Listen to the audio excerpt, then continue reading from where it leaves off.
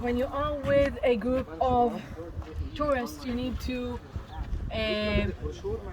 make sure whether it's okay with the group that you take them on such a hot day, such an hour of the day, and still we are in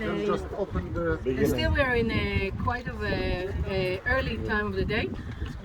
So just you need to be aware. You're right. Okay. You need to be aware of what you're doing with your group, okay? So you're a group of tour guides and you need to be in these areas and to know them. But you need to activate your own thinking when you're with the group and the ability of the group, okay? In order to, for example, to come to that such an outlook which is hardly shaded around that time of the day and around that time of the year, okay? Of course, if we are come here during the winter season, it's much easier, okay? But this is what we have today.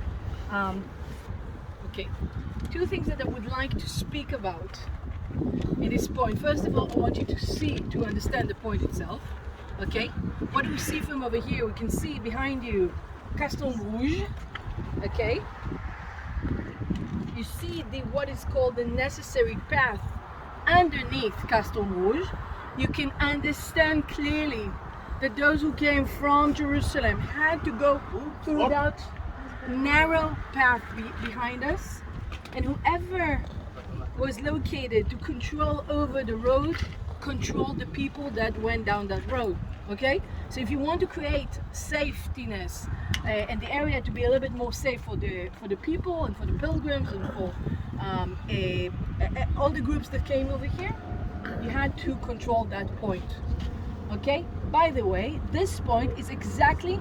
If everyone can open up a little bit so people can see the view. I know you're trying to take a video, but if you can sit, and be a little bit further down.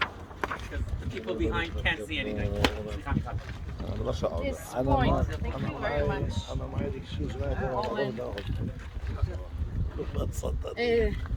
So this point is exactly in the middle between Jerusalem and the Jordan River, okay?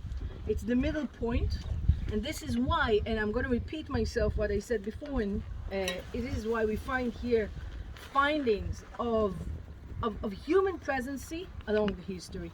And as I said beforehand, from First Temple times, there are ruins that were found here.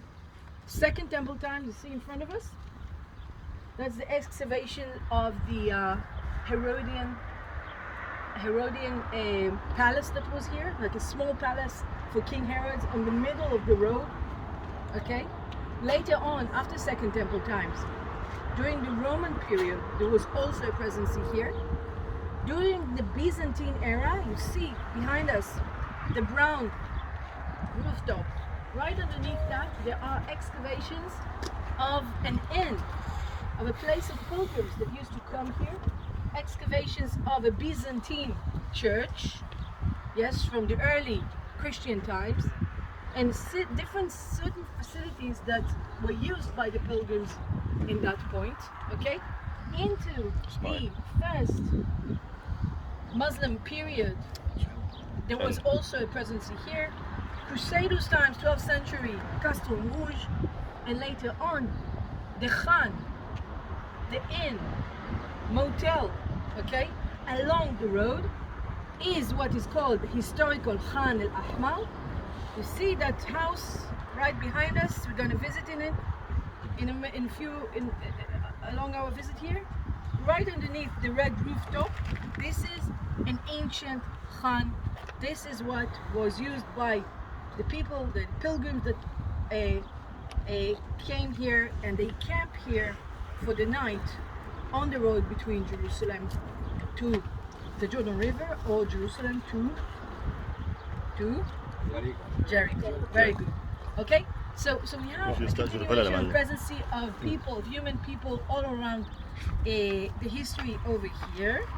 Okay, and this is the topographic map. Oren, do we have a specific name for Samash? Trail markers. Trail markers, okay. I suggest you to find yourselves a few maps like that. I'm talking about only the maps that are focused in areas which you want to study, not all the maps, because the whole land of Israel, the whole map of Israel is divided between different areas of this kind of map. Yes, and the resolution of the map is very good, and you can clearly understand the area and the territory by looking and studying this map. To use, you know, all the applications of navigation, okay, Amud Anan, pillar of, how you call Amud Anan? Cloud, Amud Anan, Google Maps, Google Earth, all of these are great, but not enough.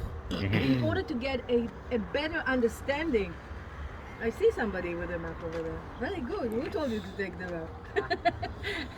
In order to get a good understanding of the area, you need to have what is called simun shvilim. Okay, marker of trails. And what do I have here? What did I mark here? I marked here. If I'm gonna put the map between. Behaves a bit bad. Okay. If I want to direct the map towards north, I'm going to put it like that, okay?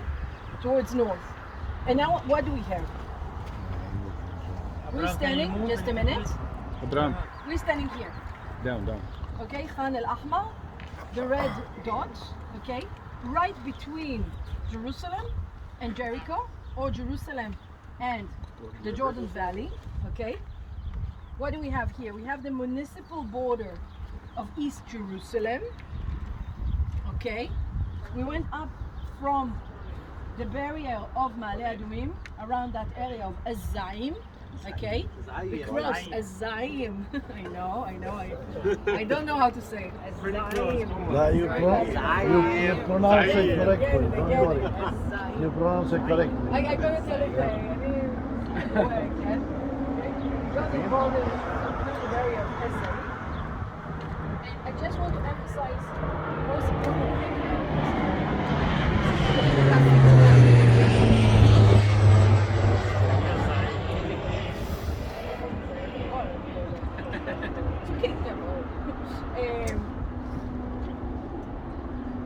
so, as I said beforehand, there is a geological phenomena in this area. Okay, if we look at the whole Judean desert, as a matter of fact, it's half of the Judean desert. Okay, we see it's empty. It doesn't have a lot of settlements. In that area, which is the east outskirts of Jerusalem and eastern outskirts of Bethlehem, we can see some villages and presence of people. Okay, but towards east, the area becomes more empty. Okay, total emptiness of the hills of the heights of the Judean desert, and it is like that all the way down to the area of Arad. Okay, and why is that? Because the only path, and I said it before and I'm going to emphasize it again, the only path that is convenient, that is relatively easy to cross the Judean desert from west towards east is located around that point because of the sinking, which is a geological phenomena which creates a topography of valley, a very mild valley, and gives us the ability to descend from Jerusalem to the valley in a mild way, with heavy stuff, with heavy equipment, with donkeys and camels and horses and everything that we need. Okay, it's much easier to this path. So this is the main road of the Judean desert, and alongside this road, along the history, all of the human life, the human development of the Judean desert was concentrated up until today. Okay, we spoke about nomadic culture, right? Where do we have the nomads, the nomadic culture in the Judean desert, the Bedouins. And where do they are they concentrated? Depends on the time of year. Depends the time of the year. Okay. Last year's they're kind of well set. Yes, that's true. But if they take the shepherds towards east and west along, it depends the time of the year. But the location now, I'm talking about not the temporary location, the permanent location of most of the Bedouins of the Judean desert, the Jahalim, are around the road number 1. And remember, road number 1 is located on a very, very ancient road from the Roman times, from even much before Roman times. We said first temple time and even before. Okay. Another thing that is very important about that road, that there are 2 ravines that flows all around in that road. Of course, they don't flow throughout the whole year. They don't have running water throughout the whole year. But these ravines are basically in the middle of that area. First one is the ravine of Og on the southern side. Okay, the ravine of Og, which road number 1 goes. The majority of the road goes alongside the ravine of road number 1. And on north to us, a little bit northern to us, you can see the area where the ravine of Wadi el-Kelt is located. Wadi el-Kelt, the ravine of Prat. Okay, it's called also in Hebrew Prat, in Arabic Wadi el-Kelt. And the southern side, the second ravine is Og in Hebrew, Mukalik in Arabic. Okay, Wadi el-Mukalik.